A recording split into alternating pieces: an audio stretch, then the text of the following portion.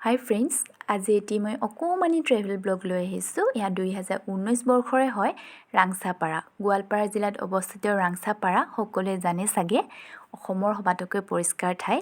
আৰু তাৰে কিছুমান ভিডিঅ' আৰু ফটো অকমান লৈ পেলাই ভিডিঅ'টো মই ব্লগটো বনাবলৈ ট্ৰাই কৰিছোঁ আৰু ইয়া তাৰে তেতিয়া উঠা ফটো হয়। এতিয়া বহুত আপগ্ৰেড হ'ল বাৰু যি কি নহওক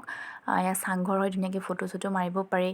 আৰু এইটো চাংঘৰ এটা গছৰ ওপৰত আছে সেইটো এটা চাংঘৰ সেইটো মাটিতে বনাইছিল বাৰু তেওঁলোকে তেনেকৈ গছৰ ওপৰত থকা চাংঘৰটো আৰু সকলোৰে ঘৰে ঘৰে পাচি আছে বহুত ধুনীয়া পৰিষ্কাৰকৈ ৰাখে কোনোবা যদি তাতে লেতেৰা অকণমান কৰিছে তেন্তে লগালগ তেওঁলোকক জৰিমনা বিহা হয় আৰু ইয়াত তাৰে এজন বাসিন্দা কমল মমিনৰ ঘৰ হয়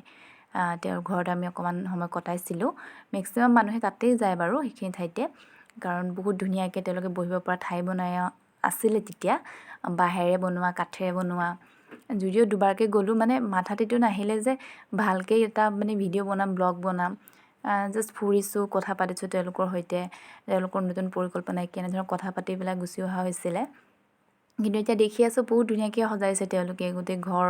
আৰু মই ভাবিছোঁ কেৱল তেওঁৰ ঘৰ বুলি নহয় গোটেই গাঁওখনেই তেওঁলোকে ধুনীয়াকৈ সজাইছে এয়া চাওক কিমান ধুনীয়া ধুনীয়া গছ আছে ফুল আছে আৰু বহিব পৰা ঠাই বহুত ধুনীয়াকৈ আছে বাঁহ গছ বহুত আছে তেওঁলোকৰ তাতে ধুনীয়াকৈ বাঁহৰ গেট এখনো আছে ৱেলকাম বুলি লিখা আছে ইয়াত বহিব পৰা ঠাই মোৰ পল্টনটো তৰালি বা চিনি পাই চাগে মেক্সিমাম মানুহে লিখা মেলা কৰি থাকে বহুত এক্টিভ হয় মানুহজনী আৰু এয়া মোৰ ফ্ৰেণ্ড চাৰ্কলটো তাৰপিছত এতিয়া মই কথা দিছোঁ নেক্সট টাইম আৰু যেতিয়া যাম মই থাৰ্ড টাইম হ'ব তেতিয়া মই ধুনীয়াকৈ ভিডিঅ' কৰি আনিম কোনফালেৰে যাব লাগে কাৰণ বহুতৰে উল্টা লাগে আৰু গুগল মেপত হেনো উল্টাকৈ দেখুৱায় গোৱালপাৰা টাউনত লৈ গৈহে ওলায় একচুৱেলি এইটো আগিয়া দি যাব লাগে আগিয়া বুলি ঠাইডোখৰ আছে চাওক কি ধুনীয়াকৈ গছজোপাৰ মূৰাটো কাটি পেলাই তাতে বনাইছে গতিকে আজি ভিডিঅ'টো ইমানেই ধন্যবাদ